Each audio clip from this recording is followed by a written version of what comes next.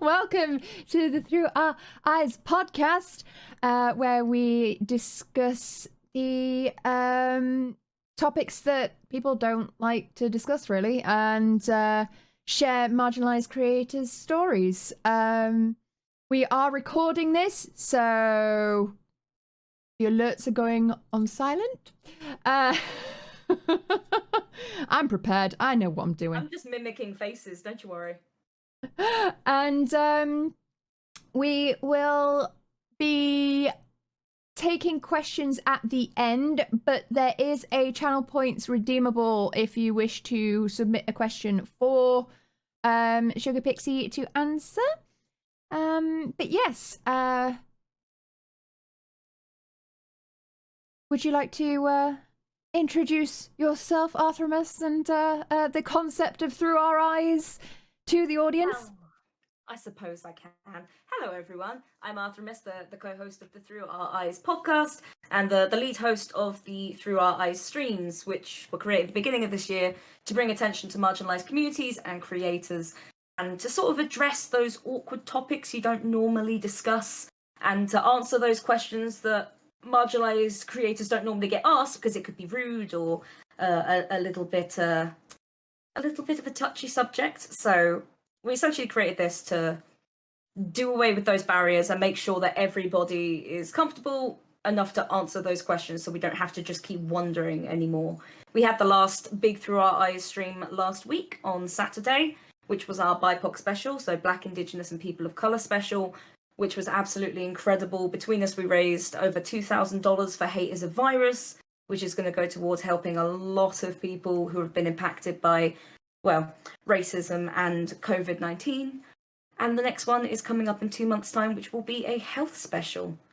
So far, we are only $300 off of raising $5,000 with the Through Our Eyes streams so far.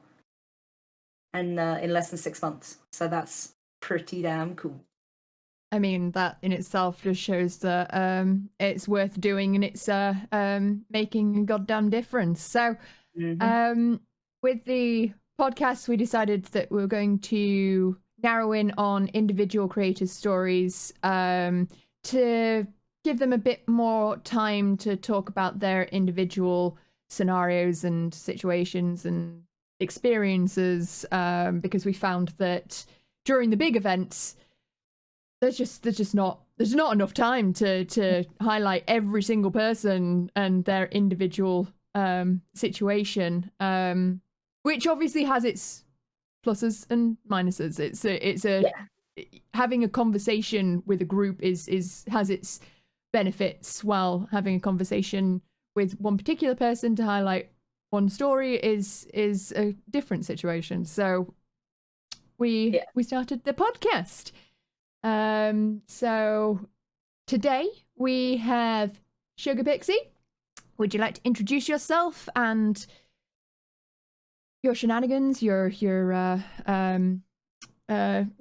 socials, where can people find you?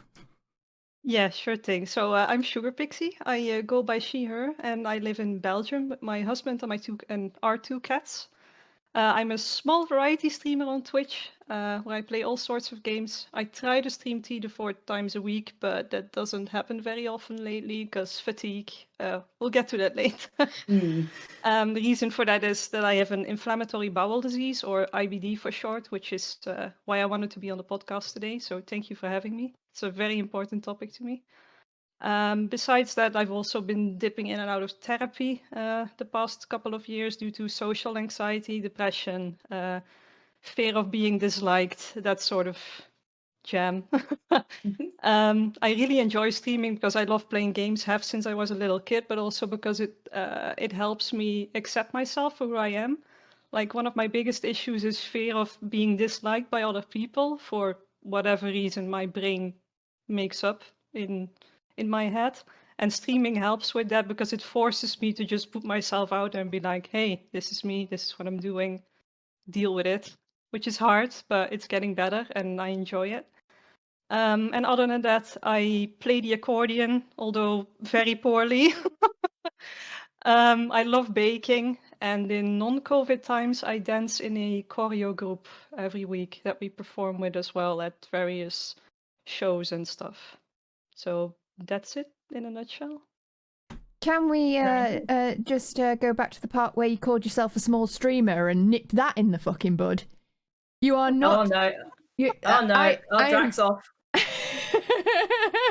I am of the mindset that you're only small if you think you're small. And Okay. telling yourself that is reinforcing your brain's whole hating of itself and anxiety. And no one's small. I mean, you've got people No, I totally turn up to your streams. Like, how many people can say that? Like, you have some people turning up to your streams.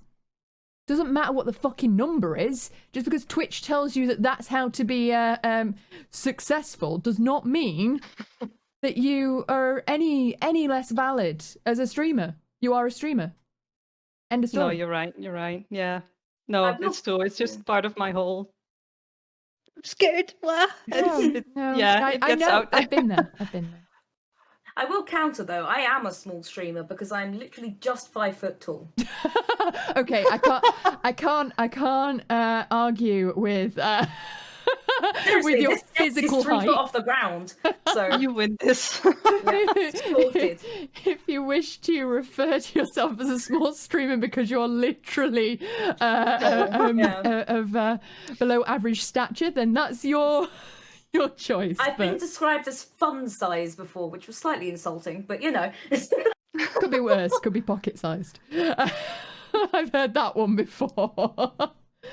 I mean, if it's women's pockets, they're very small. Oh but, dear you know. God. Oh Yeah. no, we'll get into an entire If it was thing on that lumberjack one. pockets, that would be insulting as well, because Either way, just wanted to go off track there with that because it's something that I find a lot of people end up doing, and it's just reinforcing what people are telling you to disapprove of in yourself, and it's bullshit. Anyway, so would you tell us about your disease? What is it? What is an inflammatory bowel disease? What is a oh, thanks. Sorry, I got brought chocolate and a cat. no. What is your particular disease? What are the symptoms? What happened? How did it happen? Okay, so IBD or inflammatory bowel disease is mostly people talk about two diseases. So on one hand, there's Crohn's disease, which is the most known one. And the other one is ulcerative colitis, which is what I have. So I was diagnosed with ulcerative colitis when I was 16 in my 5th year of secondary school. People, I didn't feel right. It didn't feel healthy, and I hadn't been for a while, but that wasn't something that I could pinpoint. But in school, and especially in gym's class, people started to notice that I was becoming gradually paler and paler, and I am not a tan person to begin with, but like ghostly pale, like bluish pale. And in gym class, I started to faint or nearly faint, like I got blackouts and I couldn't keep my balance and stuff. And I remember the teacher, she pulled me aside and she was like, you should go to your doctor, ask him to have your blood checked, because I think you might have Pfeiffer's disease or something. That was what she thought, because that was a typical thing with teenagers, etc., that she knew of that could cause those symptoms. So I went to the doctor, I had my blood checked. And I'll never forget the next day, because I went back to school with my bicycle, and as I was leaving the school after a school day, my dad was waiting for me right outside the gate to pick me up with the car, put my bicycle in the trunk, and go straight to the doctor's. He didn't say anything. He just said, the doctor called, your blood results are in, and they're not good. And that was all that the doctor said. So I had no idea what was going on. So while we were driving there, I was just panicking and crying, like, oh my God.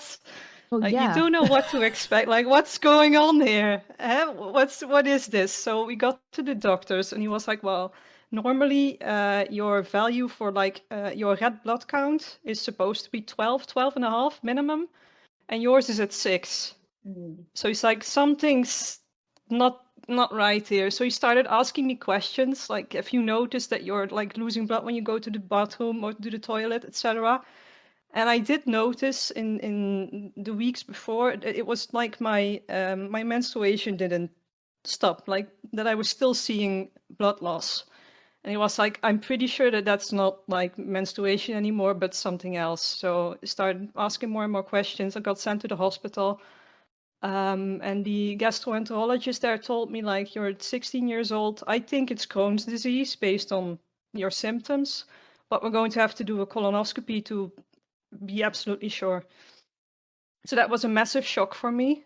First of all, because you said like basically 99% sure that you have a chronic illness, which was like a big slap in the face. I had never been sick before, even as a kid, like small things, but never like big deals or anything. So I had to go back in for the colonoscopy, which was really scary. I'd never had an IV before. I'd never been in the hospital before for more than a couple of hours, etc.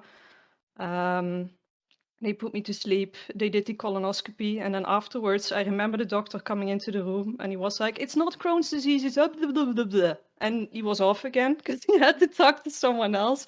Or he had to see another patient, and was like, "Okay, it's not Crohn's. So what is it?" So he said ulcerative colitis, which is colitis ulcerosa in Dutch. But because he said it so quickly, it just went completely over my head. And then later he came back and he explained like you have an autoimmune disease, which basically means that your body is rejecting your own inner lining of your colon, which means your white blood cells are actively trying to fight your own colon or the inside layer of your colon, which causes inflammation, pain, blood loss, etc. So I got medication, and then from there it was a long journey to medication that worked for me. At first it was pills that didn't work. Then they started steroids, which is a typical thing that they go to. Then the steroids didn't work. Then they started with IV steroids, so I had to be put in the hospital permanently to get those. I had to get blood transfusions because my blood count was so low. Then the steroids didn't work. They had to send me to another hospital in an ambulance to get like an experimental drug, also IV based. And the doctor told me, we're going to give you this IV today. Normally, if it works very quickly, but it's only a 75% chance it'll work. Tomorrow we'll do a colonoscopy. If it's good, you can probably leave the hospital within days. If it's not, you're scheduled tomorrow to get your colon removed, because that's the final thing that they do with ulcerative colitis. If they can't find anything else that works for you, they just remove your colon completely and you get a pouch or stoma, or not entirely sure what the correct word is in English, but yeah. Luckily though, next day the meds turned out that they worked and I got to leave the hospital the same evening. So that was the start of my ulcerative colitis journey, in a nutshell. And ever since, it's been like a roller coaster between periods of like active disease, which means inflammation, ulcers, etc., and remission, which means you don't really have the ulcers or the blood loss or stuff, but the other symptoms like fatigue, which is my biggest issue, they're always there. Like that doesn't go away. Even with all the meds and all the stuff, that doesn't fade ever, unfortunately. Damn, well, I'm glad the last medication worked. I've had one additional episode of active disease since then. So I was 16 when I was diagnosed with ulcerative colitis, and then it took until I was 17 years old-ish until it was fully in remission again. And then I had a second period of active disease when I was in university. I think I was 21. And that took another year to get under control, because the meds that I used to get, that first IV, that didn't work anymore. So they put me in another clinical trial. I was one of the first in Belgium, I believe, to get that specific med also through an IV. And I've been on that ever since. It's gone through several clinical trials, and it's on the market now, and I'm still in remission with that. I had my last one this Tuesday, so fingers crossed it stays that way. Yeah, that's good. So, Yeah. I don't feel like we got like a real understanding of what ulcerative colitis is, or colitis. Sorry, Yeah, colitis. okay. I can never Yeah. fucking say it. But yeah, what is it? What is it? What? Because you mentioned Okay, there's so ulcers, ulcerative colitis is it's an autoimmune disease where your own body attacks your colon, Yeah. basically, the inner lady or the inner layer, so to speak. But what happens then? Like, yeah, because it attacks your own colon insides, it forms ulcers, which is why it's called ulcerative colitis. It forms ulcers all along the wall of your colon, which causes bleeding, slime, pus. It's disgusting, honestly. I've seen it like on camera with tests. It's not pretty. It always starts at the end point of your colon, so at the exit or at the anus. And the longer the disease remains active, the further it starts to like go up around the colon until the entire colon's covered. When they discovered my ulcerative colitis, it was up to like the top, if you look at your own stomach, up to the top left corner. So the left half of the colon was completely covered in ulcers and inflammation and all that good stuff. So yeah, that's the center symptoms. So the symptoms is nausea, diarrhea, slime loss, blood loss, anemia because of the blood loss. In periods of active disease, you basically feel like you have to go to the toilet constantly. Like at my worst, I felt like I needed to run to the bathroom, like actually run. Like if I don't go now, it'll like come out right now, like 30 times per hour minimum. So it's just every 2-3 minutes you're running for the bathroom, and then you're there and nothing happens and nothing comes. It's just the constant pain and the ulcers and the inflammation that make you feel like I have to go right now or we're gonna have an accident here. So it also you mentioned that you go into remission, so it's more of a phasic illness rather than a constant on, so to speak. Yeah. Basically, your meds are supposed to punch it back into remission so that your body stops inflaming your own colon. So in remission, there's no ulcers, there's no blood loss, there's no slime loss. It looks like a normal colon from a healthy person. And when it's active, it's covered in ulcers and yeah. I was gonna ask something about what it was. What would also be good to mention is that one of the biggest triggers to like trigger an episode of inflammation and all that stuff is stress. Stress is a huge trigger. Both times in my life, it was triggered by stress. So what stress triggered it for you? What I mean, if you want to share, that's yeah, no, sure, absolutely. The first time when I was 16, I wasn't doing very well in school. I was struggling to keep up, and my parents were going through a really rough episode in their marriage, like lots of fighting, lots of shouting, etc. It worked out in the end, but just the constant stress of like parents fighting, the threat of a divorce, plus doing badly in school. There was some real drama going on with some friends of mine in secondary school who were like talking behind the back, and you know how teenagers get. Yeah. It was like all that probably caused the first one, and the second one was a couple of things. My first boyfriend, who I was in a relationship with then 7 months or so, he had a death in the family, which got him thinking, and he decided that he was into men more than he was into women.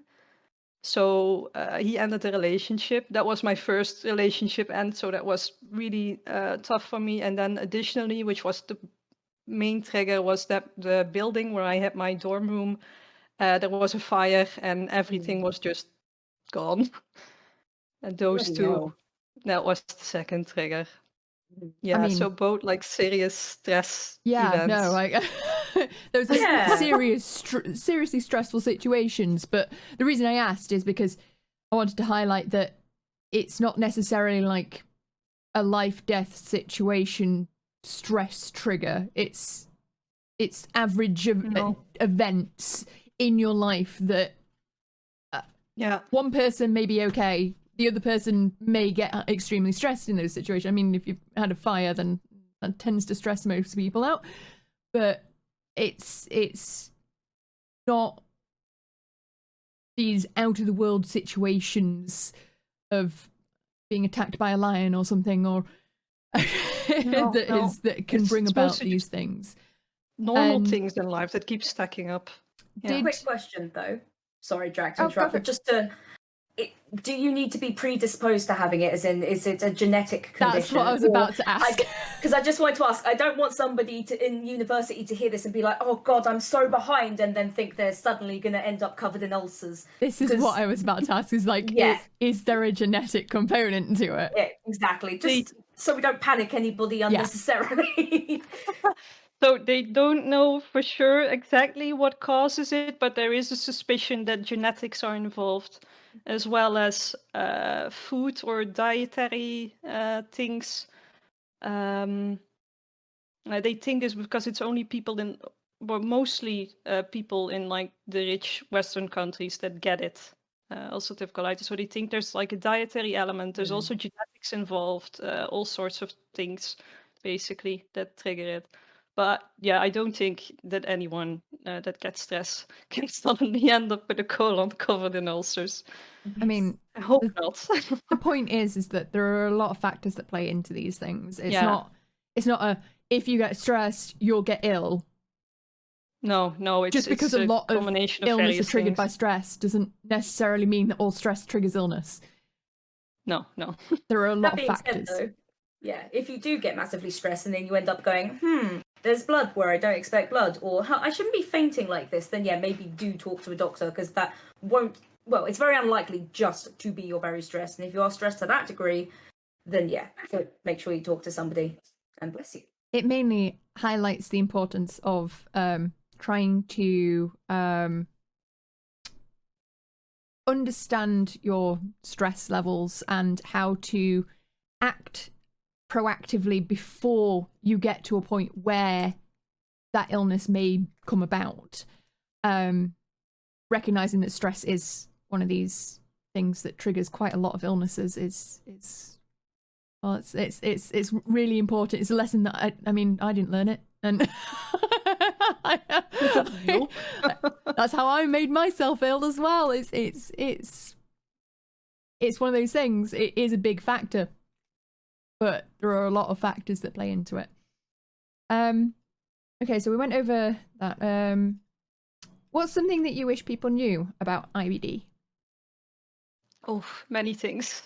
That it's not just in the active inflammation periods that it's rough to live with the disease. That's probably the most important one. Like, even if it's in remission and you're not covered in ulcers on the inside, there's still always the fatigue. Various other things that can happen to you because of your medication. Like, the meds for this stuff are no joke. They're really heavy medication that causes a lot of side effects. One of the main meds that they use to treat ulcerative colitis and Crohn's disease as well, I believe, is immunosuppressants. And if they work, that's great, but you pick up all sorts of infections and nasty stuff as a result. Like, it's sort of a pros outweigh the cons kind of deal, but not really. It's that's rough. Painkillers is another fun one. I'm only allowed to ever use paracetamol and no other painkillers that are on the heavier side of the spectrum if I ever really need them, because anything with like ibuprofen or anything like that can trigger an inflammation, because there's an like interactive little thing going on there. There's a fine line with pain medications, isn't there, where it's like, well, on the one hand, if you're in a lot of pain, you want something stronger than paracetamol, but on the other, anything stronger than paracetamol is likely to cause its own issues and side effects and interact badly with your stomach. As we discussed before, a lot of painkillers will also give you massive constipation, which I don't think you want if you end up with massive ulcers and need to use the loo a lot. No, indeed. That's, I mean, we tend to go down this path a lot for some reason. Talk about poop a lot. It's time for the constipation talk. How is there a issue for you if that constipation will actually make your situation worse, or is it going to is it something that you have to actually really worry about or keep on top of? In remission, no. Funnily enough, the symptom of active disease is diarrhea, so it's always diarrhea and bloody and all that jazz. But in remission, one of the things I struggle with is constipation, actually, because apparently my colon is A, too long, and B, too spirally. Apparently it's hell to navigate for a colonoscopy, or so the doctor tells me. But because it's too long and too spirally, it takes more moisture out of my poop, basically. So I struggle with constipation a lot. Like, there are a lot of the days where I go to the bathroom, it feels like I'm like splitting in two down there because it's that painful. So for the disease, it's not really an issue in itself, but it's hella uncomfortable.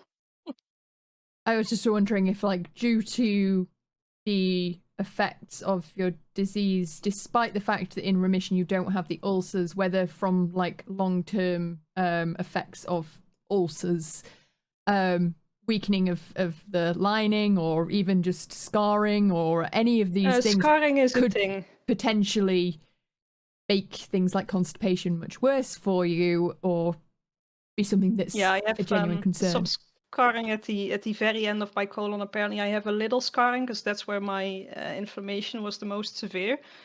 And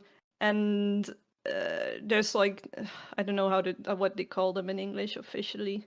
Basically, let's just say there's some extra flaps down there, and sometimes when I'm really constipated, they tear, and then there's blood all over the... a fissure. It's just like open wounds. Yeah, exactly. Yeah. So, that's called an anal fissure, and you can get those even without IBD or IBS. Because you can get those skin from all ain't sorts of particularly things. thick down there. Yeah. Nope. Yes. There's, I mean, even this is going into far too much detail probably, but even straining too hard can give you those. So, you know, it's something that's actually quite normal that no one really talks about because it's taboo and it's icky, and it's something that you should really, you know, you should be thinking about your diet and how much fluid you're intaking and all these things to make sure that you don't go through those kind of things. But that's why I always like to share my favourite fact about the skin down there and how thin it is, that if you are a person that can give birth, and you do naturally, and baby decides to be a little bit bigger than what you got the equipment for, you can bet that the butt is just gonna rip itself in half because it has to make the hole bigger. So yeah, all that shit will rip and bleed, and that's why they do say if you notice a tiny bit of blood on your toilet paper, don't worry, that's fine. Your butt might just hurt for a bit. If you notice lots, then you need to talk to somebody. Yes, preferably. Yes, I do think Scrubs got it right when they sang that everything is about poo song. I recently watched that episode actually. It's great. Yeah, and yeah, perineal ripping. That's the term. That's the one. It just.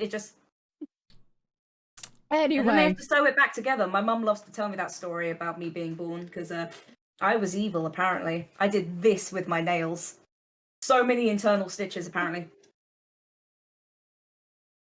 Every woman who's just heard that has just clenched. Yep. I wouldn't. That would have made it worse. Oh dear. Yeah. Just Right. So, tell us a bit more about how having this affects your life physically and emotionally and even socially. Yeah, so mental health is a big issue for me, not just because of the ulcerative colitis, but it's definitely played a part in it. For starters, I can't work full time because of my fatigue issues, which causes like the all that good stuff like feelings of guilt towards your husband because you can't do as many chores in the house as he can. The whole, hey, I should iron the laundry and do all this other stuff, but I'm too fatigued to, and I won't be worth jack tomorrow if I do that now, etc. And also the whole thing with insurance and social security and all that. So I can't work full time. So my doctor is behind me, my GP is behind me. They're all like, you're right. It's better that you can work half time or whatever and function properly than be forced into a full time and just crash completely, which has happened before. But every year I have to go back to the government people to, go and prove that I'm still fatigued and still chronically ill. And depending on who it is behind the desk, you get all sorts of shit like, you're too young to say you can't work full time for the rest of your life, all those classic quotes. So I have the label of partially disabled. I think I'm 66% approved and 33% disabled or something on paper. I didn't realize it could be a So, like, percentage. yeah, over here it can. So 66% of me is good, and then 33 is like nope. So I can work, I think 50 to 60%, and then the rest is compensated because I can't do that for medical reasons. Fair enough. Another thing that has affected me a lot is just the fact that this goes for a lot of people with Crohn's disease and ulcerative colitis. A lot of people get their diagnosis when they're a teenager.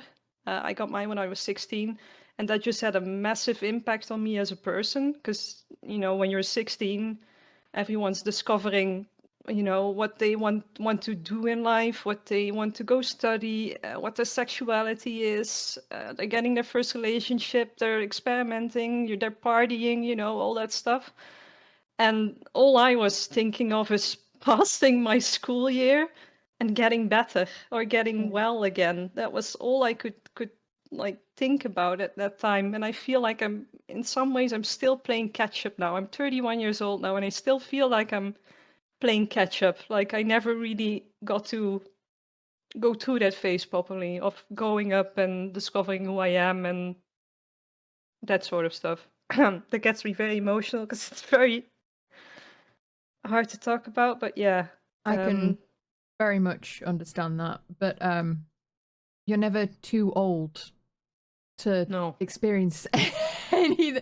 Like, let's get over this like assumption that there's a certain age where you have to start being responsible or start being less like a kid, or you have to behave yourself or be proper. Fuck that. People that act their age creep me the fuck out. like I have never met a grandma that's like those grandmas you see in films, like all prim and proper and making cookies and wearing a fucking apron. Like, my nan wears a boob dress and goes to the pub. Like, come on. Probably shouldn't say that, but she likes a nice fitting dress. That's really what I meant. But like, people that sort of try to act wise and mature, it's like, what are you hiding? Why aren't you happy? Have some fun, would you? Come on. Yeah, that's the thing. It's just stop having this like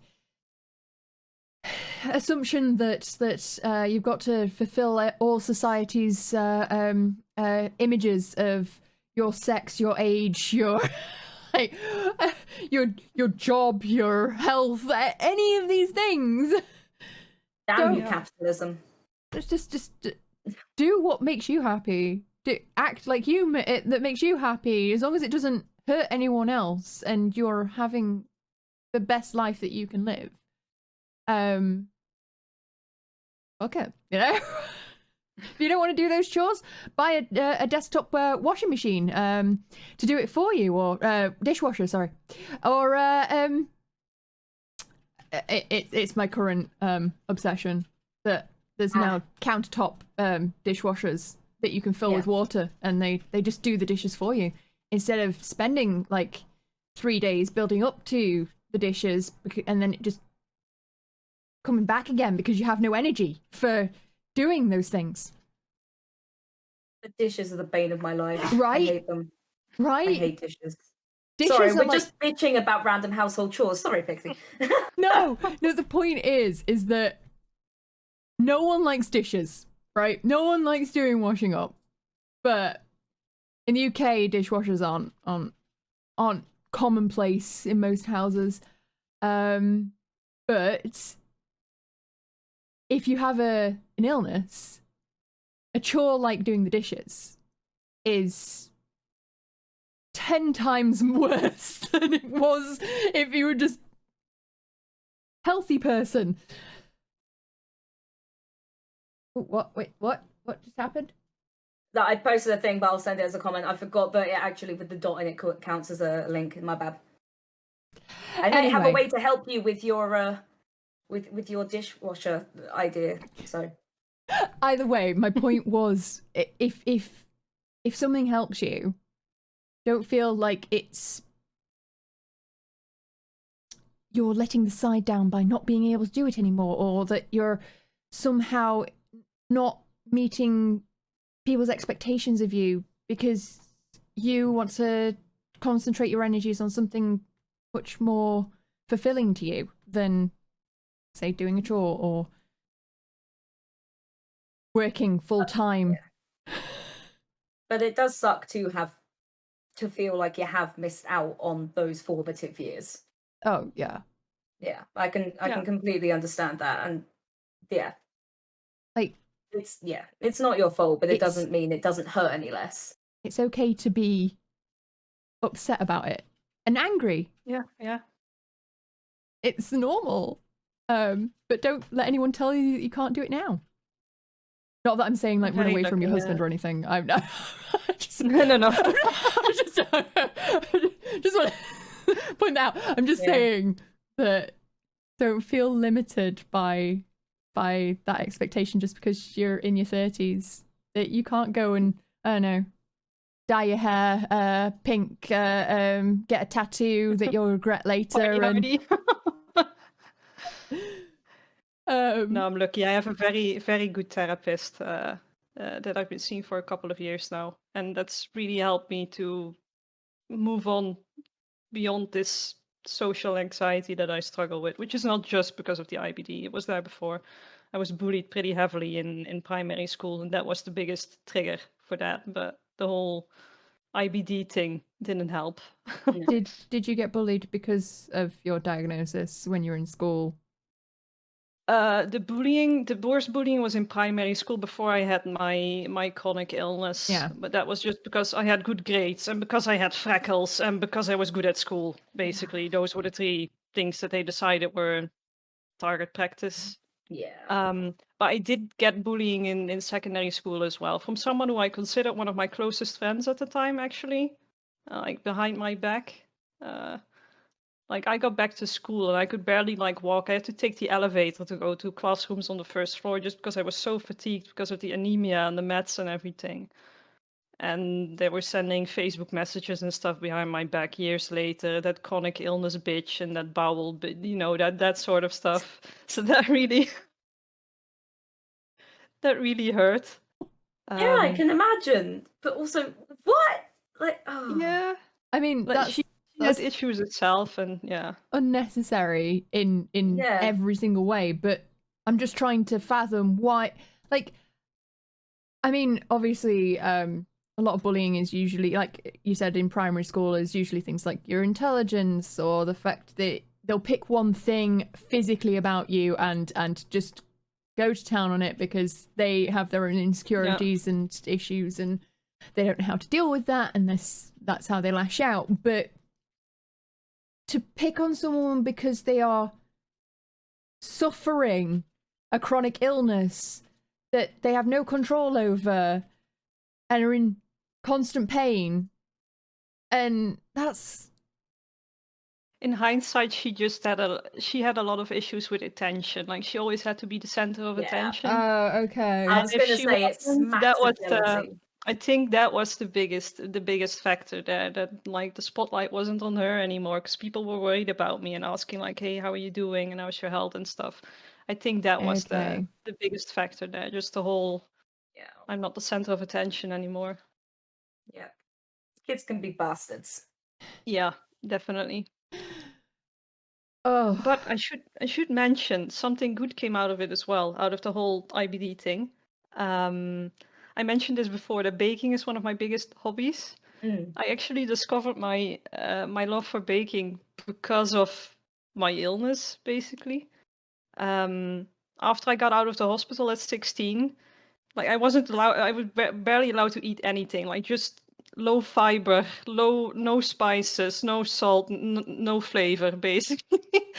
So after I was allowed to eat everything again, I became super obsessed with trying recipes and cooking and baking. And that's actually what like fueled my love for cooking and especially baking up and to this day.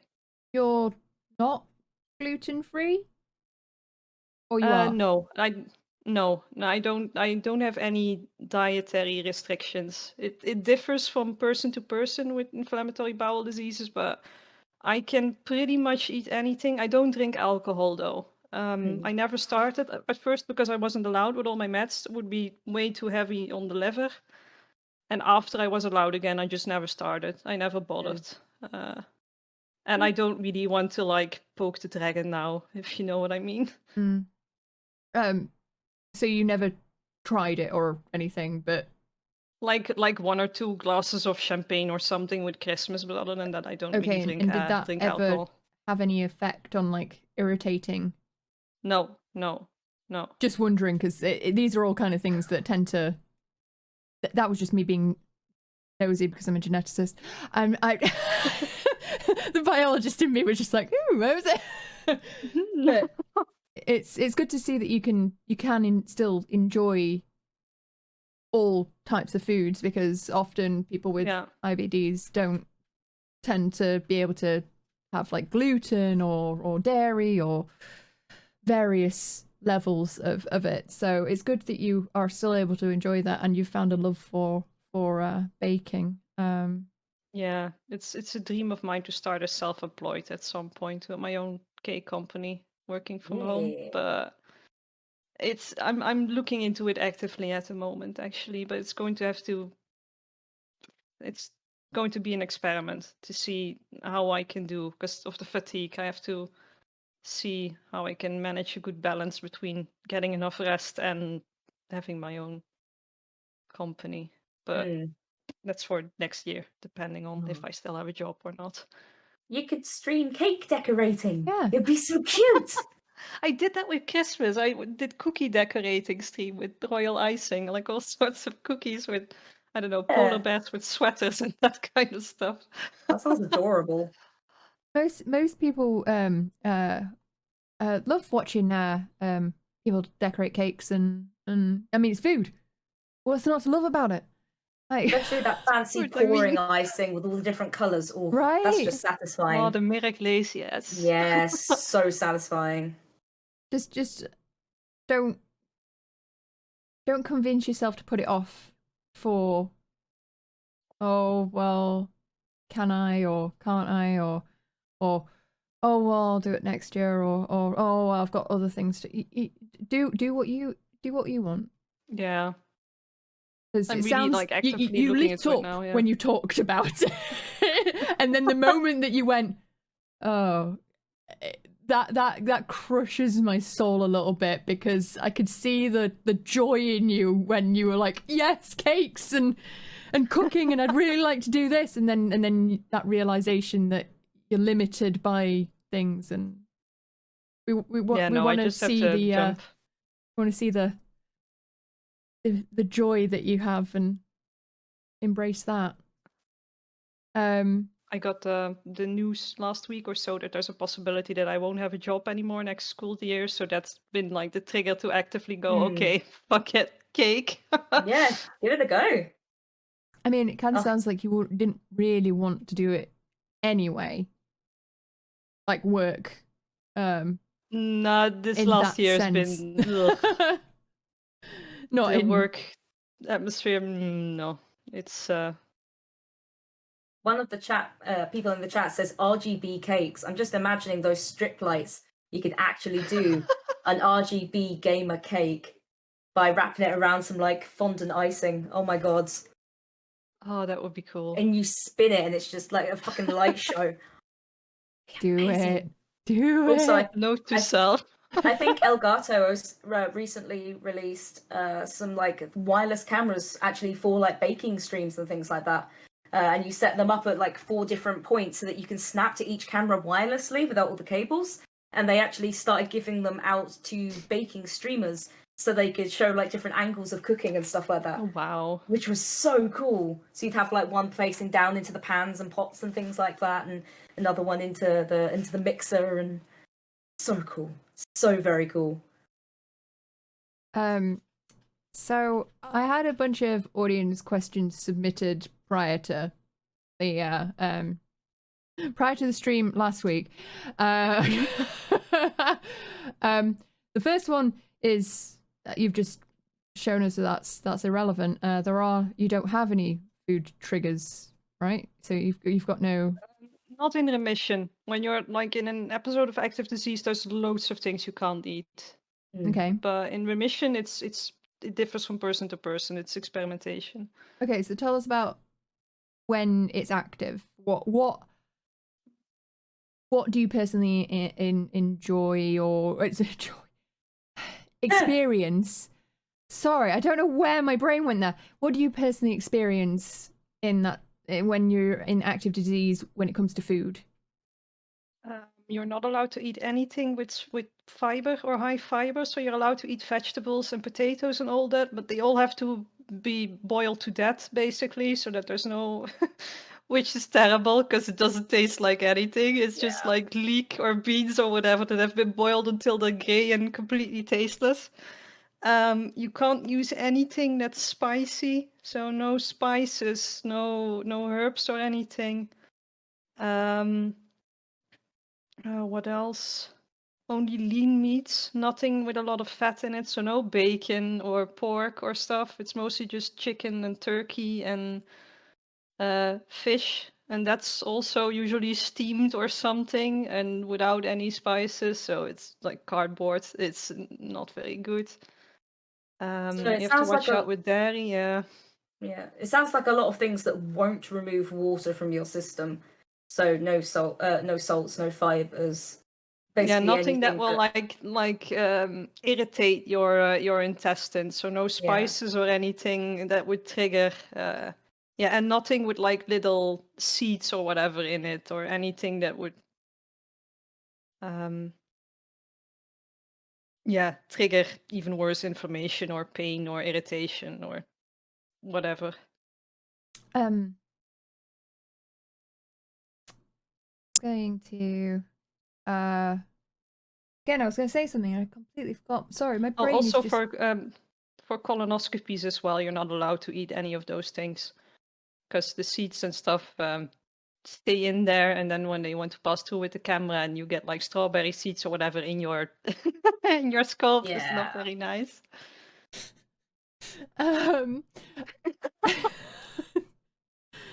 Graphic maybe, sorry. What about fats?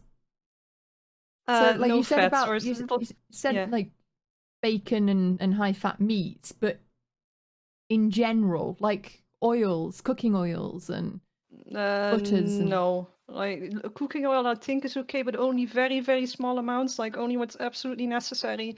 No mayonnaise, no ketchup, none of that stuff. Yeah. No heavy sauces or anything. So how would you add any flavors to your cooking? As in, like, would you have any herbs, or would it be in a period bland? of active disease? No, just a little salt maybe to like not make it total cardboard experience, but other than that, no. Okay. Just wanted to clarify that because it was like this is something like you don't appreciate how much is then removed until You cannot have any seasonings or anything, and no sauces, no, and that's tough. That's not an enjoyable experience for anyone. Well, I'm sure there are some people that enjoy it, but I'm sure they still add like one thing. Often it's usually ketchup, I find. People with bland diets tend to gravitate towards things like ketchup. With your autoimmune medications, are there any foods that you need to avoid with those? Because I know that the ones that my mother is on, which are biologics, you cannot have grapefruit. It will practically just kill you. Can't have grapefruit with antidepressants either.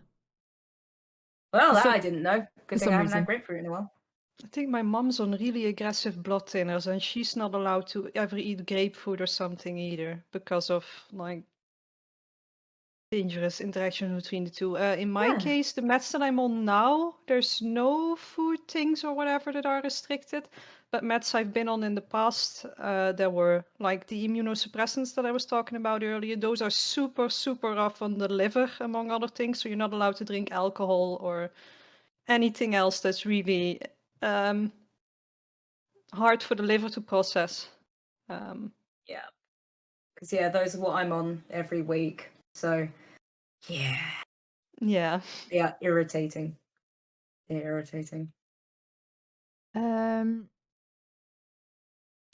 So one of the other questions from the submission was, how do you explain IBD to people who have never heard of it, and what is their reaction? Usually I say that it's like an autoimmune disease, what I said before, autoimmune disease that actively fights your own colon, which is not like 100% true scientifically, but to explain it to people. Usually people haven't heard of ulcerative colitis, so I just say like, do you know anyone with Crohn's disease, or have you heard of Crohn's disease? Because that's usually a little more well known. And then just the ulcers, the diarrhea, the pain, the fatigue, especially. I think that's a very important one to always mention. And how do people react? Usually they're pretty understanding, but you notice that it's very hard for people to wrap their head around it when they haven't experienced it themselves or with anyone close to them. A lot of people immediately start asking about food, like, are you allowed to eat that? Like, isn't that going to make you sick? Which is really irritating. Like, stop doing that. People that have an illness know what's good for them or what's not good for them. And even if ice cream or whatever isn't good for them, but they really crave ice cream, let them have the flipping bowl of ice cream.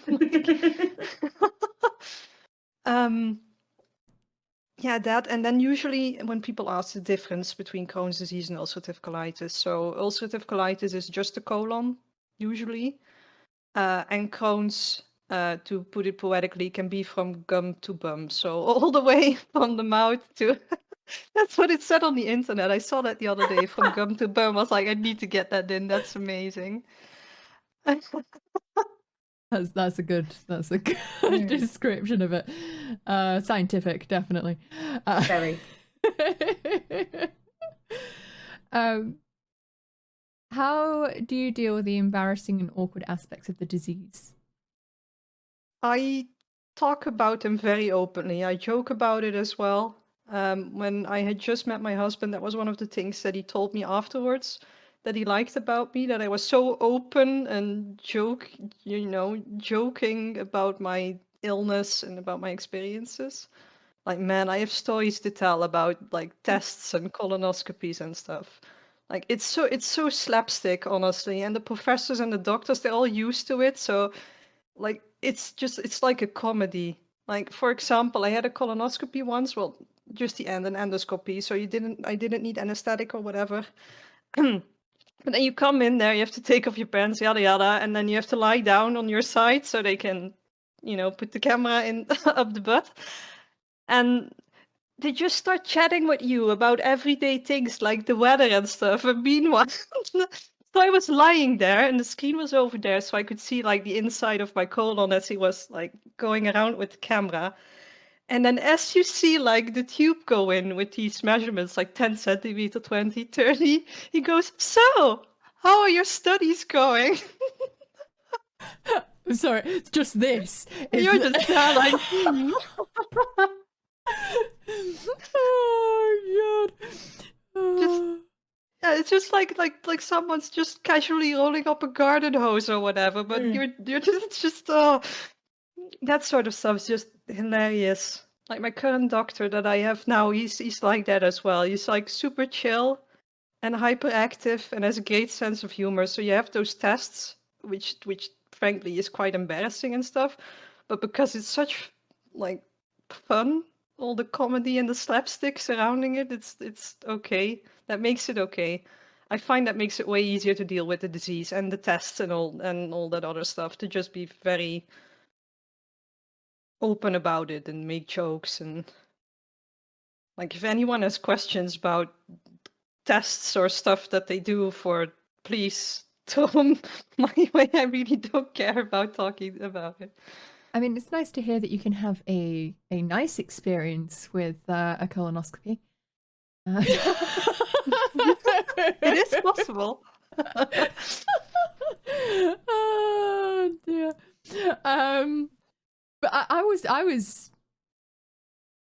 going to say shocked, but more envious that you said that you were put under for your first For one. full ones they do, yeah. For like the last bit they usually don't, but for the full workout, so to speak, they do put you under, yeah. Yeah, they only put me semi under.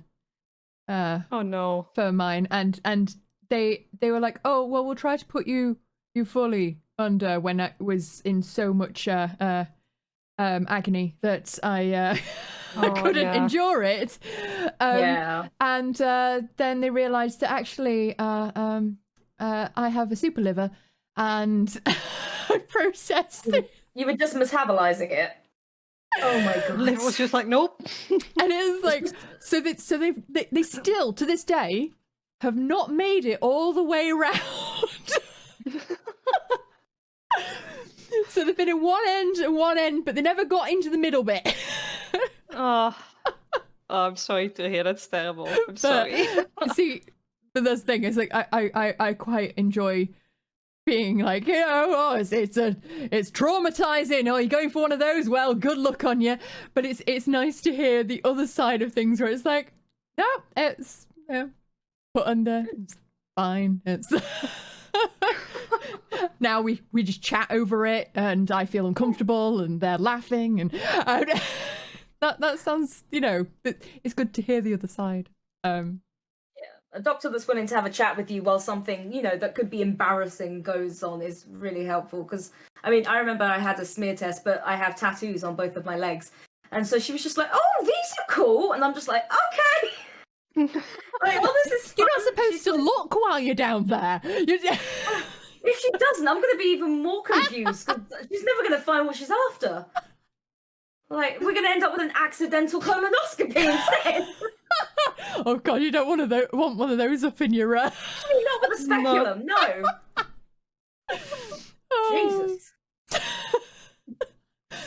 So, see, this is usually how a lot of chronically ill or disabled people deal with illness. Is you have to see the light side of things, because day to day it's very taxing. It's on. I mean, so much of your time is taken up with illness and trying to deal with that, and trying to get even just some sense of normality and function to a level that you can even do some dishes. Or yeah, I was going to say it's a pain in the ass, but then I started giggling internally and didn't get round to saying it. So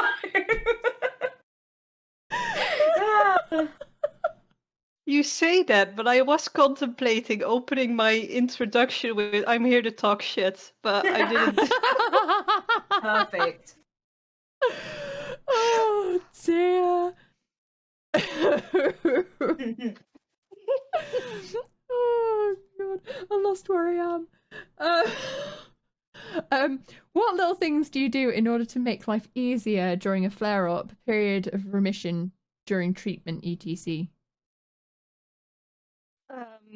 A lot of rest, just lying down, playing games. That's just gaming is just an excellent way to pass the time and be entertained without feeling like the minutes are keeping by at a snail's pace. Just try to find like joy in small things. Take enough rest, play games, watch a movie or something, just small things that you enjoy. Maybe revisit your favorite movie or series or something. Just those small things. And keep in touch with friends. Well, the friends that are willing to stay in touch, because that's, the other side of the story usually. When, like, they're there through the good, but then when the bad hits, you won't see as many people around. But yeah, just keep in touch with friends. Have phone calls, have video calls, or whatever. Try to organize trips that don't require a bathroom every 10 meters.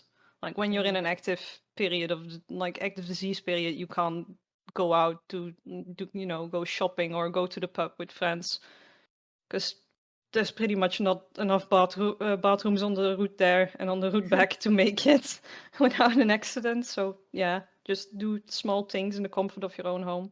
Movies, gaming, whatever makes you happy. What's your go-to guilty pleasure on a bad day?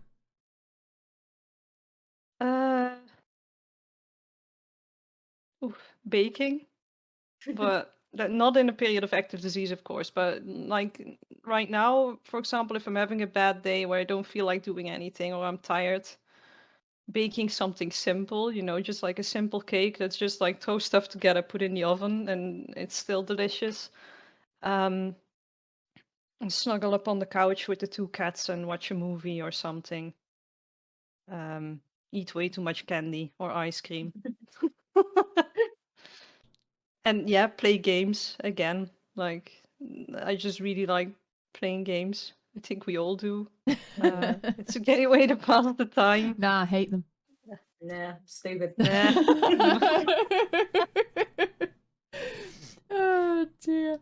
And take enough rest. Mm. Take a nap when you feel like it, and don't feel guilty because you're taking a nap.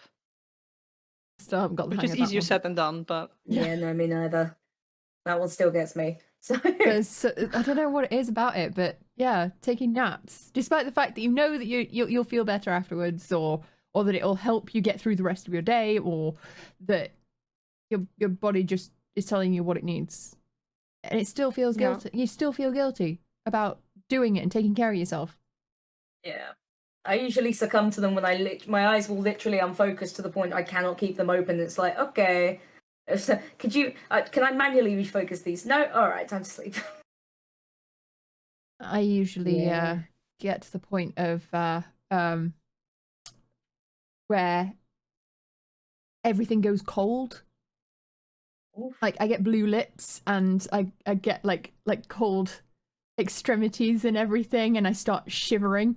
That's when I know that I need to go for a nap. I was gonna say that's not falling asleep. That's just falling into a coffin. Don't do that. Well, that's the thing. It comes on randomly and it's weird, but that's the thing. There's like so many weird things that your bodies can tell you, and you still feel guilty about listening to it. Yeah.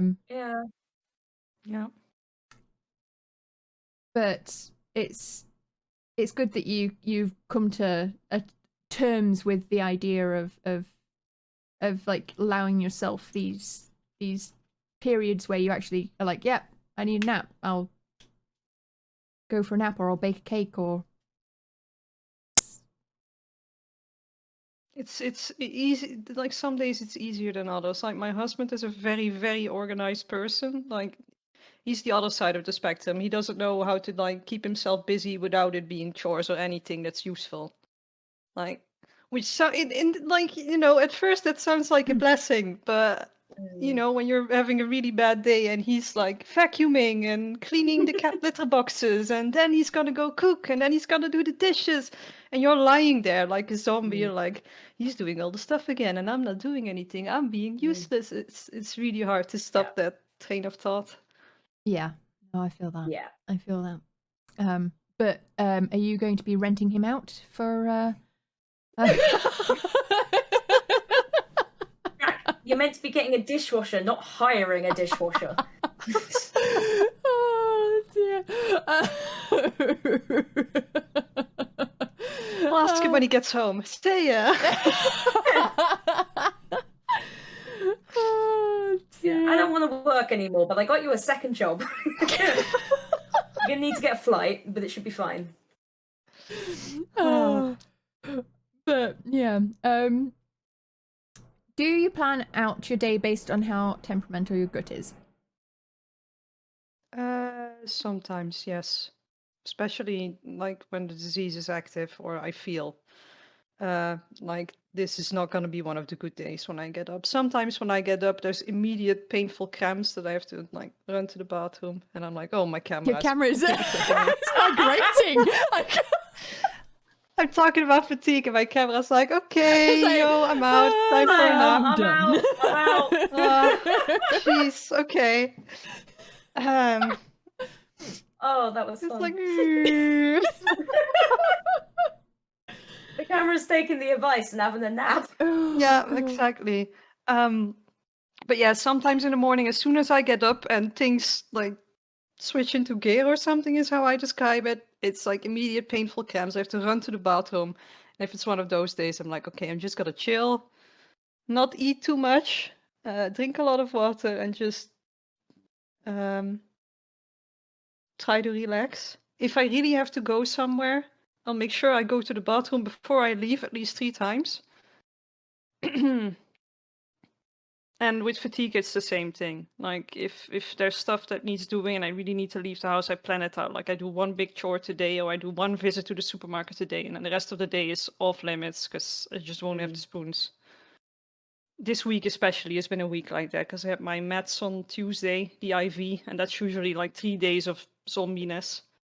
So there's still like a pile of laundry over there that needs ironing, but I already told my husband that's going to be for the weekend because I just won't have the energy to do it before that. And he understands, but it's still, it's annoying to see it there and be like, Yeah.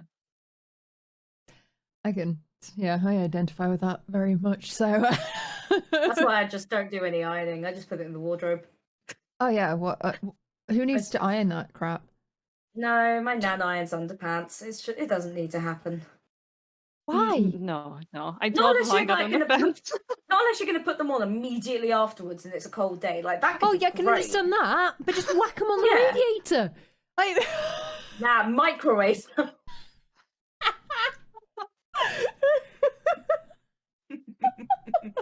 Just, throw it in, stay to defrost, done. There we are. Oh, even the cat didn't like that one. Jesus. It's like, you're a disgrace. No, it's fine. He's got an entire sofa to himself, so and a Hoover, but Oh dear. Yeah, fuck the ironing. Just Yeah. I haven't ironed anything in God knows how long. Like, I don't think we've done any ironing for at least 2 years at this point. It's just... Yeah, but there has been a pandemic for 3/4 of that, so... Yeah, I think the last time I ironed something... Oh, no, I don't even think I ironed it. It was size shirt for an interview. And that to me, at this point, that's the only thing that needs ironing. So you need to look slightly respectable. Plus, ironing a proper shirt and getting all the collars and the fucking sleeves and, like, it can take so long. And then the pocket gets crinkled and it's just like, fuck you, pocket. And then you iron it again. And then it's like, oh no, but didn't you know you need to iron a very specific line into the front of this? And it's like, you know what, fuck it, I'll buy a new one. Just throw that one in the bin. Done. Don't care. It's a dish towel now. I relate to this so much, it's scary. It's like, oh yeah, there are pleats in these. It's like, there's not now. No, now it's straight. I don't care. Well, no pleats. I mean, I think that all shirts should just be made, or in fact, all clothes in general should just be made, like, the creases will just drop out when you put it on the hanger, because if you put it on the hanger. If you lay it out slightly. Like, no. If you put it in a pile on the floor, it should just be perfect when you pick it up. Especially when the cat has laid in it, you know. I'm not going to lie, there is currently a pile of washing in the bedroom that the cat has used as a pillow for a good 2 days. Oh, oh yeah, 2 days, yes. Yeah. It's been raining a lot. I've not had any time to fucking dry laundry, so... Yeah, my garden started to look like the fucking Lion King, and it's just, oh. Seriously, if I found Simba out there, I would not be surprised.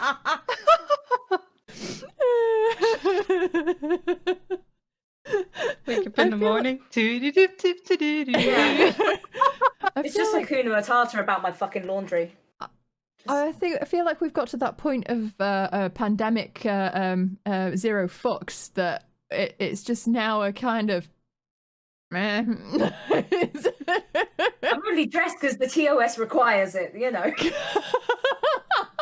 If not, there's a blanket here that would do perfectly well.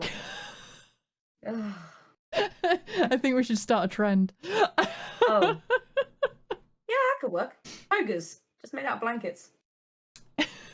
Anyway, sorry. If you had a single wish, but you could only use it to inform people about something, what would that something be? Oof. And inform them about, like, involving something about my illness or anything at all. Idea. That's all I got. Honestly, the question to me was just a bit like, surely if you have a single wish, you're going to use it to get rid of your fucking illness. Too. No, you see, no, I like it. I'll keep it. It's fine. I enjoy it. It really does depend what else I could wish for, because yeah. Honestly, I'd sooner wish for my mum to be cured than myself to be cured, in all honesty. That's a lot kinder than I was going to say, so we'll go with that. That works.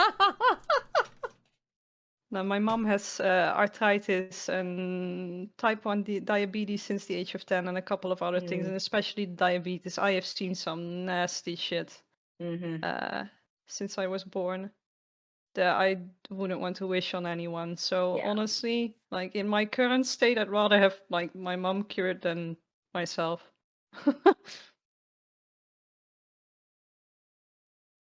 But if you could use it only to inform people. Only to inform people. If it had to be about my illness, then the thing that I mentioned before, that it's not because you're in remission that you're, like, completely symptom free and like a normal healthy person. And in general, if it's not about my illness, no idea, honestly. Like, there's so many things. How do you pick just one? Don't be a dick. Maybe to stop reading fake news about vaccines and believing it. I did see a very good point about those online, about the people that think that people, when you get a vaccine, you're getting, like, a chip injected into you. Because have you, like, with the rise of NFTs and Bitcoin mining and stuff, you cannot buy a CPU or a graphics card to save your life, and you think you are being given chips for free? That is not how it works. No, like, we'll honestly, take it out of your pension. I have no idea how I even get mine, so fuck that. But no, just, like, you ain't getting free computer chips. So no, you ain't getting that. You're only getting a free computer chip if you believe in that. They're only tracking the ones that believe that. Yeah. Local doctor here got vaccinated, and his first reaction was, "Man, I got scammed. My 5G connection is terrible." Yeah. Yeah, just tell them that they'll only chip the ones who don't get vaccinated. Done. Sorted. Big brain. Oh God! Don't get me started on vaccinating. I've got to this point where I'm so angry at it right now. I was bitching about it before. Yeah, there's only one vaccine I've ever rejected having, and it was literally, I think it was HPV when I was 16 or 17, and that was only because a couple of friends of mine who I saw go to the school hall and have it literally collapsed outside within minutes. One of them who was chronically ill and had gotten out of a wheelchair was put back in it for a year, and I'm like, I'm gonna pass on this for now. Like, I have no family history of anything that this is gonna protect me from. I will look at getting it later, but oh dear God, no, like, people just flopping on the floor. I'm gonna wait. Like, it's still very much worth getting, but it was like, there's something I want to check into here. That being said, I ain't seen nobody collapse from the fucking COVID vaccine, so get your vaccines. I don't care if I collapse from the COVID vaccine. I'd just like them to fucking give me it. Yes. Or, you know, give me my booking reference number. Yeah. No, I've still not got it. No, we've just been able to get Cuppers booked in for, so it should be by mid-September he's back, but trying to get a vaccine appointment was like Russian roulette. Yep. Their system's completely and utterly not equipped for any kind of functionality, and that in itself is one of the things that really, really fucking angers me. It's like, on terms of how this country has performed in dealing with this pandemic, it is disgraceful. Yeah. We won't talk about that whiteboard from yesterday.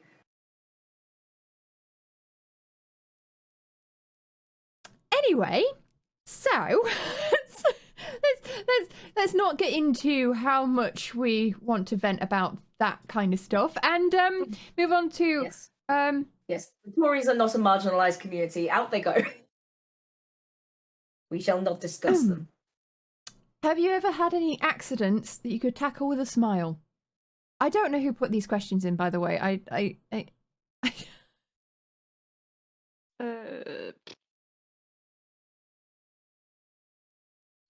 You don't have to answer it. No, I want to answer it. I just think definitely the accidents that I could not, like, you know, shrug over with a smile. Honestly, the only one I can think of is a couple of colonoscopies when I had my period at the same time, which I found really embarrassing, and the nurse was just like, we're used to it. Fair. So then we just joked about it. That's like the only one that comes to mind.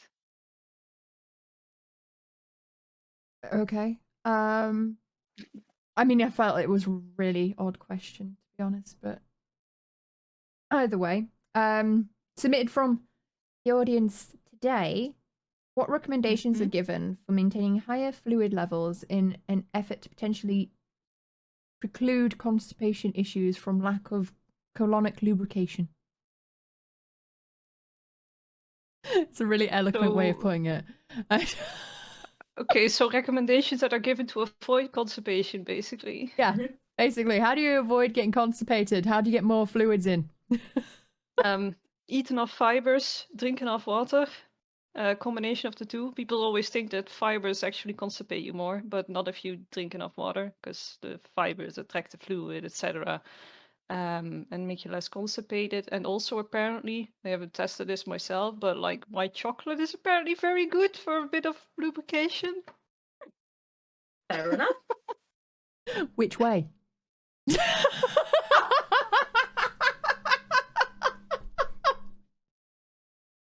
I assume both, but let's go with top down here. Don't be getting like a square of dairy milk. That's going to be problematic. That's going to be causing those fissures we talked about earlier. Don't do that.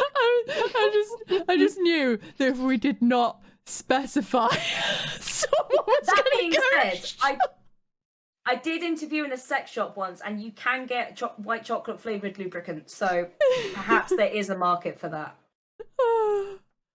Oh dear. That being said, don't drink lubricant to help with. It shouldn't be so damn tasty then. Jack! I'm sorry. You're only meant to get it in small doses, and well, I suppose you are meant to orally ingest it. Let's not go that far.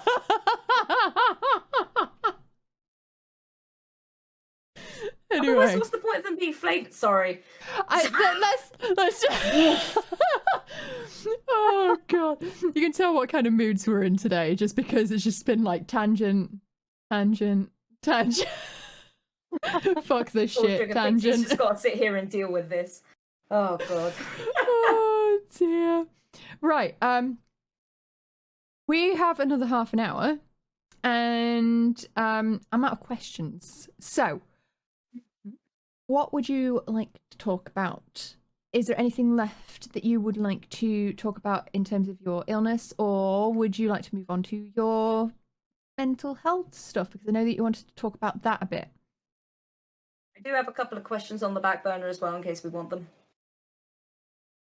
I'd like to touch on the mental health for a bit, I think. I made a cheat sheet with stuff that I needed to say. I'm just going through that quickly. I think most of it has been said already.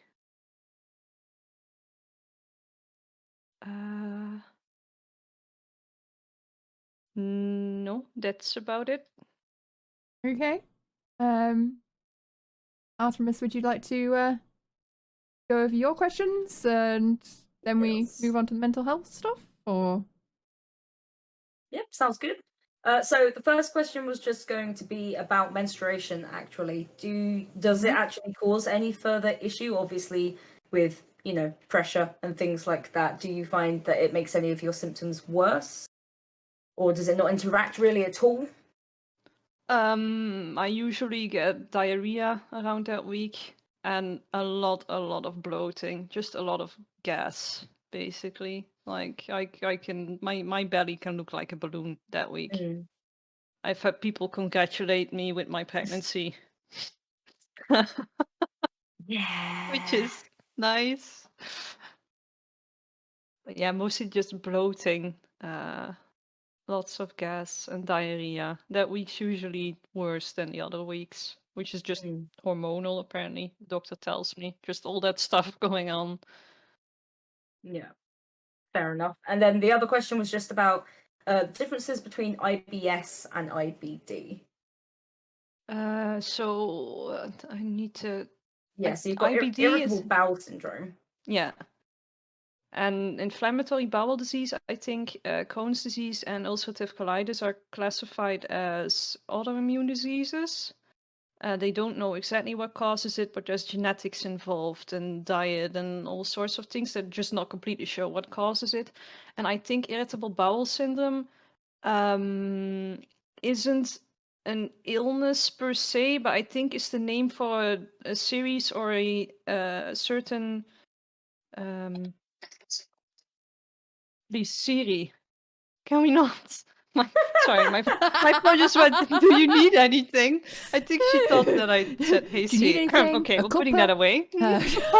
I think irritable bowel syndrome isn't like a diagnosis, and it's like a collection of symptoms that they label as irritable bowel syndrome, but it can be very different between people, and there's not like one identifiable cause that causes these symptoms. It's not like with colitis or Crohn's disease, like it's autoimmune or there's white blood cells attacking something or whatever. It's more a collection of symptoms that they don't have another explanation for. Basically, IBS is just them going, we have no fucking clue. That's IBS. Because the thing is, there's so many different things. Yeah, the symptoms are real and the pain is real and the struggles are real, but they don't know a cause or whatever. And that's usually when they jump to irritable bowel syndrome. Like people that they think have Crohn's or colitis, and then they do a colonoscopy and they can't find anything and it's all clean and there's no like physical things that they can identify, it's IBS, because we don't see anything. Hi. Oh, dear. Honestly, I am highly skeptical as to whether IBS is actually a disease. Yeah. Not to say that people aren't experiencing that. I agree. You have something. It's just that currently medicine doesn't have a definition for what it is that you yourself are experiencing, or they don't have the ability to identify it currently, and it's kind of the same as how like mental health was originally classified. There was no classification of depression and anxiety and etc. etc. It was all mania. It was all, well, unfortunately, we don't know what's up with you, and it's off to a special place to hide you away. It's that kind of level of reaction. Hopefully. At least they aren't treating women for hysteria anymore with the old way. I mean, it sounded like they were having lots of fun. Well, the doctors weren't. It kept resulting in carpal tunnel.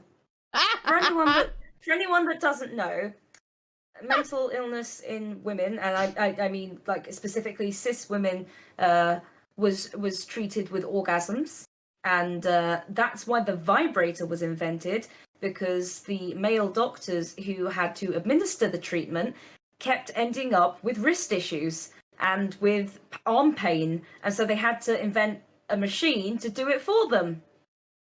Ta-da! There came the Hitachi. So, yeah. Apparently, you complaining? That's what the doctors were. I don't think any woman today is unhappy about the creation of the vibrator. I think most are fine with it. I mean, it's much cheaper than the copay on the doctor's visit, so... Oh, dear. Anyway. There we are. Did you Drac knows actual medical facts, I just know fun medical facts, so... Have you got any further questions? Arthremis? Nope.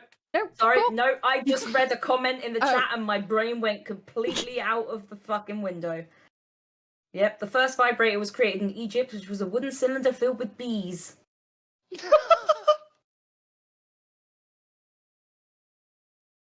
Oh, poor Alrighty bees. then.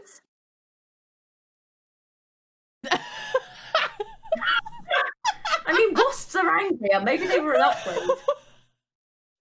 And then hornets if you need, like, the super special edition. Oh god. Are there like different levels of bee that you can purchase for it? Like if you've got bumblebees, it's like, you know, super. Yeah, because you got the honeybee, which isn't as pissed, and then you've got the regular bee, and then you have the wasp, and then you have the hornet. So that just sounds like what a man would name a vibrator, doesn't it? Bee. Yeah, the bee, the wasp, and the hornet. Oh, dear. Anyway. Anyway. Oh dear. Let's talk about your mental health. So, sorry,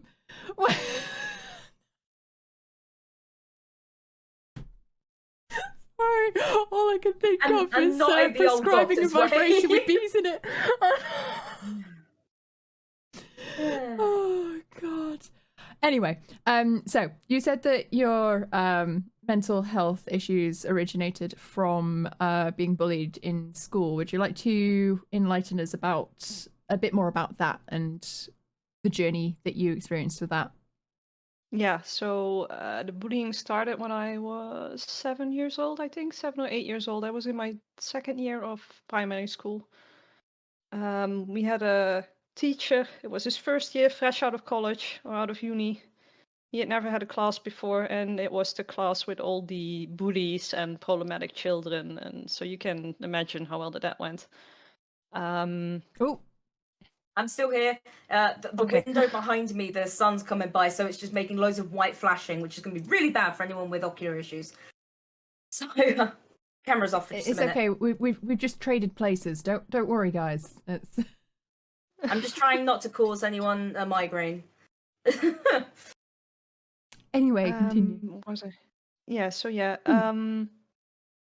They started picking on me. It already started in the first year of primary school, but it continued into the second. They started picking on me because I got good grades, because I had freckles, and because I was a little bit of a know-it-all, which, you know, apparently that rubbed some people the wrong way.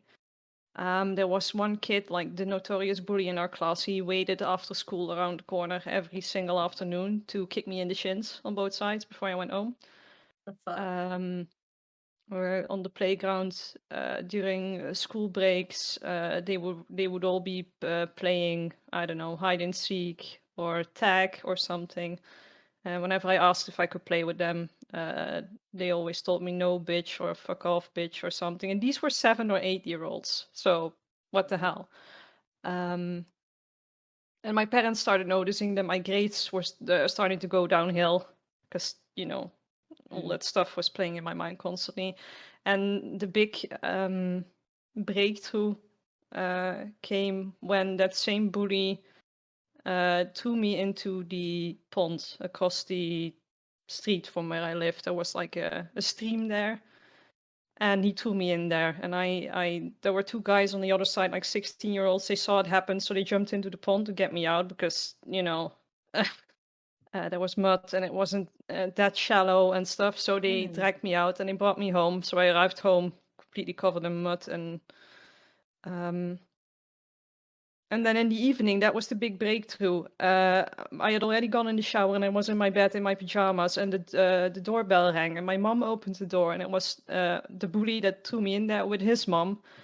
Apparently, he had been acting weird through dinner or at dinner at their place, and she kept nagging until he told her what he had done. So he told her that he threw me in the stream, etc. And she dragged him into the car by his ears, and he had to come to our front door and apologize to me.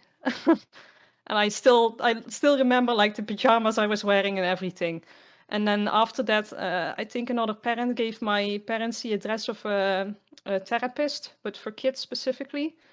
And I went to that lady a couple of times, and she taught me all about, you know, being more assertive, and if kids yell at you or call you frecklehead or whatever, to yell something back or whatever, you know, stand up for yourself instead of just going, okay, bye.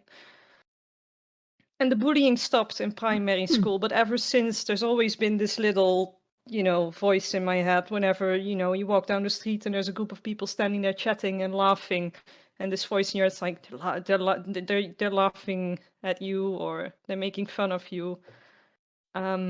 And that was sort of like the seed that was planted that has caused, I think, a lot of my mental health issues now. Just this constant fear of being disliked by people in any shape or form, which was like made more intense partially by my mom. She has an immense inferiority complex, basically. But she's so far down that road that she can't see anymore that she's doing it to herself. The whole, I can't do anything right here anyway. Nobody likes me. No one calls me. No one's interested in how I'm doing, etc. She's so far down that road that she doesn't realize it anymore. But that had a huge effect on me because I'm a very emotional person. I soak up emotions really easily from people around me. And that just had an effect on my mental health as well. And then, of course, with the whole chronic illness thing when I was 16 and having to postpone all the stuff like that you normally do in puberty, it has sort of stayed with me to this day, this social anxiety that I'm working on. I've had like 2 episodes of depression the past couple of years. I went back into therapy, I think in January this year, because I couldn't deal with stuff at work anymore. Just loads of anxiety, and they don't like me, and I'm not gonna have a job anymore, etc. Just got to the point where I was like, okay, I have to go back to therapy now and fix this, or, you know, work on this, because I can't keep going like this. So that's something that we're working on now. Mentally, it's a lot better already. Like, I don't have that instant reflex anymore of they're laughing at you, you can't do anything right, no one likes you, you're just stupid, you're just this. You're just this, you're just that. The thing I struggle with the most now is body positivity, like liking myself physically, like the way I look, etc. That's the hardest thing for me now that we're working to. So yeah, long story, rambling, but yeah, that's the gist of it. And what have you been finding that's been helping you in the therapy? Like, what's been the thing that kind of clicked with you? She had this stack of cards, the therapist, with like positive traits of a person, like this whole stack of cards. And this was after a couple of weeks where I had to fill in like a scheme or a table every day with how I was feeling, scaled from 0 to 10, and where I had to plan like fun activities for myself. And she took out a stack of cards. She was like, I'm going to go over all the cards, and every card that you think matches you or your personality, we're going to put on the table. And she started putting down cards. And in the end, only like 10 of the cards were still in the stack, and all the rest was on the table. It was like this tablecloth almost of cards, all sorts of personality traits. And she was like, this is you, this is all in there. And that was really confronting to me. Well, that sounds just that idea of that's all in there, but I'm just too scared to stand up for myself or to say, hey, this is me, deal with it. Like, I've got this, I have all these traits, and I am a good person. And I mean, just looking at you, the fact that when you're saying it, you can tell that it has made a very positive impact on you. Yeah, and definitely. That's not to say that it's changed everything and it's fixed everything. It just that you can see that it has had a step in the right direction for you. Yeah, ever since then, it's become more and more easy to accept the fact that, you know, I'm pretty cool. I have pretty nice personality traits. I'm pretty good, but like nice person to be around. Ever since then, it's started to become easier and easier to accept that fact. So we've put that like aside more in the latest sessions, and now we're focusing more on accepting how I look, like physically. So the brain bit or the mental bit, we're getting there, but it's the other bit that we're working on now. But yeah, that was a huge breakthrough for me. And I assume that the feelings about your appearance stem from the whole bullying about the freckles and everything, or is it? I think it's that mostly. Yeah, just people laughing at my freckles in primary school.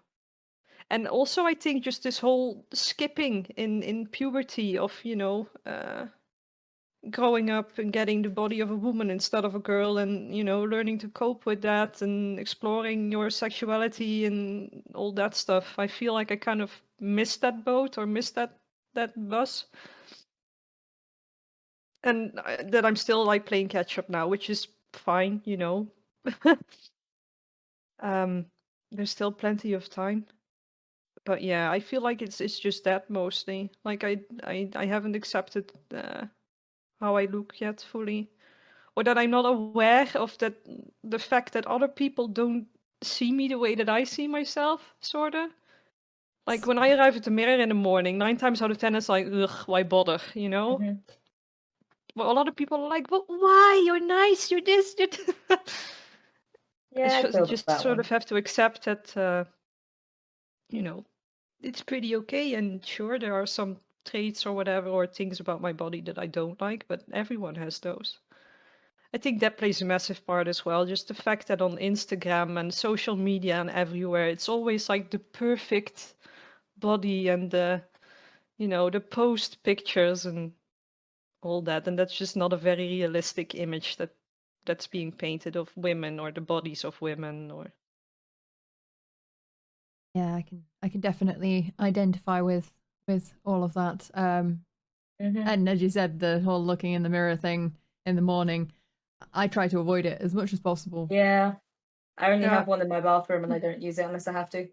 So One of my assignments now is to go to the mirror every morning and name one positive thing about myself. Therapist's order, so I'm trying to, but the other week's like, oh, I can't say the same thing that I said earlier this week, and I can't find anything else that's like worth mentioning.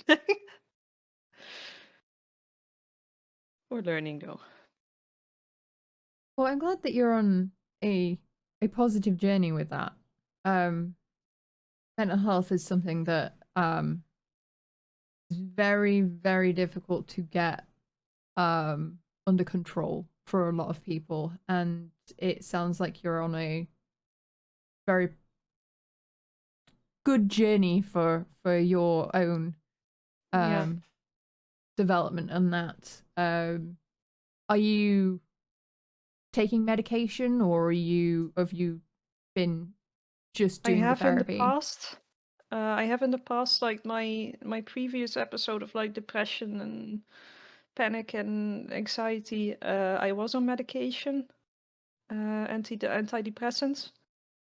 But we stopped those after a while because the cons started to outweigh the pros. I was getting like palpitations, and I wasn't feeling as sad anymore, but I wasn't feeling happy anymore either. It was just sort of this permanent state of meh. And after therapy did its work, we felt like it was the right time to like wean off the medication. And this second time since January, we haven't started it because the doctor could see that it wasn't a good call, that the pros wouldn't outweigh the cons. Yeah. And my therapist already knew me from like the last time, so we could like start working on the things that really worked for me pretty quickly. And when you get to one of your low points, is there something specific that you find helps you? I always try to fall back to the exercise that the therapist gave me. With, I think they call it like a 5G scheme or something. In Dutch, I don't know what the name is in English. Like when I've calmed down a bit, or even like now, it's easy enough that I can do it while I'm still in like the annoying or the frustrating bit.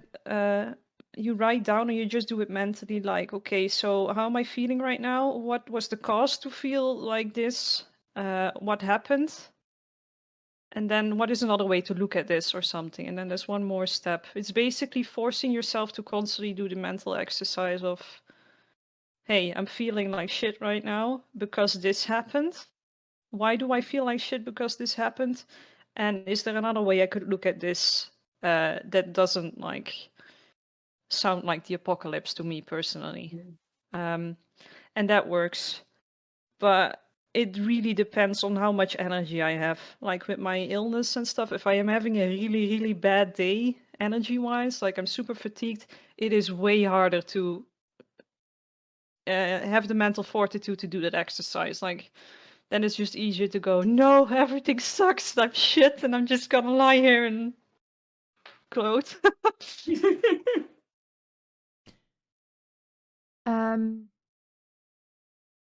Paige, do you have questions? No, I mean that pretty much covers it all, to be honest. Apart from, well, I guess my only other question is one that we usually end up asking is, from your experience with both mental health and with disease, what advice do you give to somebody else who may hear this and go, oh God, that sounds like me, for any of the things that we've discussed today? Like, what do you recommend people do? It sounds cliche, but talk about it. If you have a good GP, like a doctor that you trust and that you can talk to, tell them. They'll listen. They'll point you in the right direction. If you have a doctor that you don't feel you can talk to this stuff about, then if you have the possibility, please try another doctor. If you struggle with any of this mental health stuff, be it depression, anxiety, or whatever, and you feel like it's causing your life to be less fun or less good than it could be, look for therapy if you have that possibility. And also, if it doesn't click with your therapist, don't feel ashamed to go to another therapist. It's so important, honestly, to have a therapist that you connect with, that understands your way of communicating. Like, my first therapist wasn't a match at all. Like, I'm a gamer. I have a lot of friends through gaming that live in the UK or something, and she literally said, like, "But do you also have real friends?" And that was like the sign of, okay, this person does not understand like the world that I'm living in right now. But yeah, and if you're too scared to go to a doctor or go to a therapist straight away, talk to a friend, a loved one, family, whoever you have near you that you can talk to about this stuff.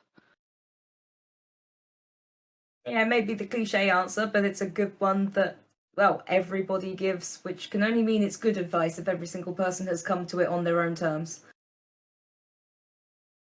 Yeah, exactly. It sounds cliche, but it worked for me as well. And I know several other people that it worked for. It's just getting over that hurdle of actually taking that first step. Does that go the same for IBD as well? Like, if you're starting to notice something doesn't feel quite right. I have a very practical tip for IBD, or to be on the lookout for symptoms and stuff. When you go to the toilet and you have to, I don't know if that. You have to drop something. You have to, in the toilet, if you have to poop, look at it first before flushing. I know that sounds really, really stupid, but if I had done that earlier, they could have caught my colitis the first time way earlier, because according to the doctors, I had already been losing blood for like 9 months up to that point. Just little amounts every time I went to the bathroom. So it sounds really dumb, but look at your poop before you flush. Make sure that it all looks like normal poop. And if you do have symptoms or anything, don't be afraid to go to the doctor and talk about it. And don't be ashamed when you end up at a gastroenterologist or something and you have to get a colonoscopy or whatever. It may be really embarrassing for you, but these people are used to it. They don't see anything all day except butts and insides of people. And those are not all like healthy 16-year-old butts. There's like old people butts and stuff as well. They spend all day around butts and poop and intestines and stuff. So exactly. Yours ain't going to be anything they've never seen before. I mean, to be fair, likelihood is 80% of those butts and insides are going to be people over 60. So, it's a change of pace. It's just refreshing. Something else to deal with. You're the highlight of the day. Yeah. Thank you for bringing your butt to us. Oh dear. And here's one. Just because this conversation actually reminded me of something. What's the weirdest thing a doctor has said to you?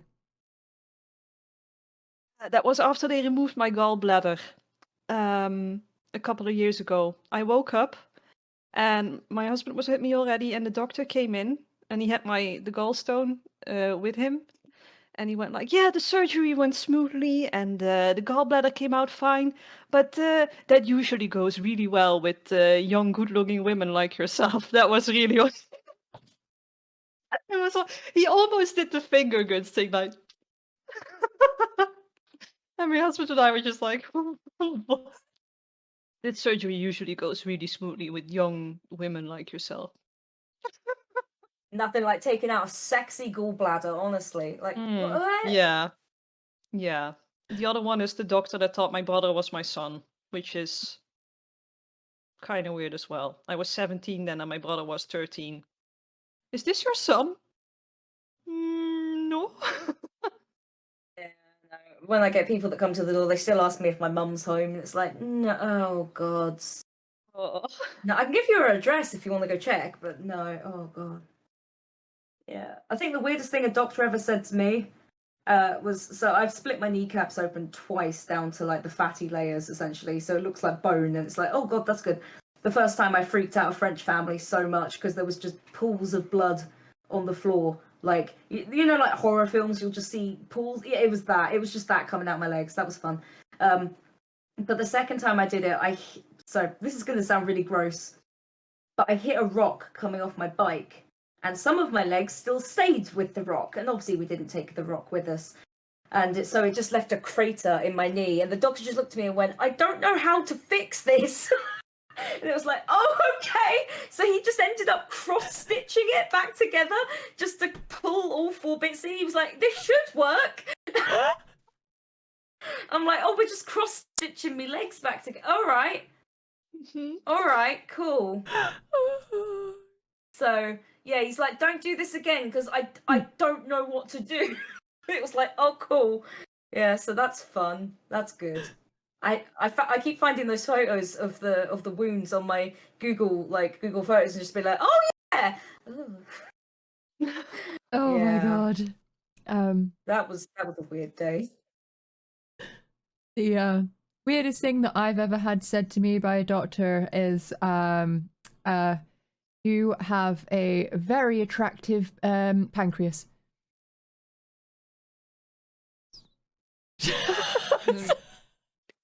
Interesting choice of words. Did it just have its roots done or something? Or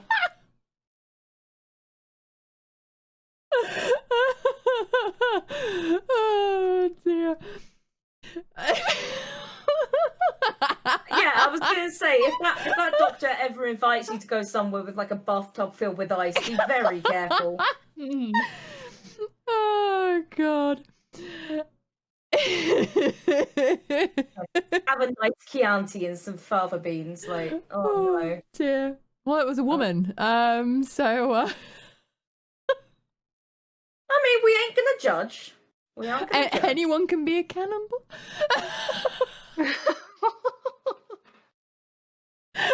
Anyway, no pink shaming the people that like pancreases.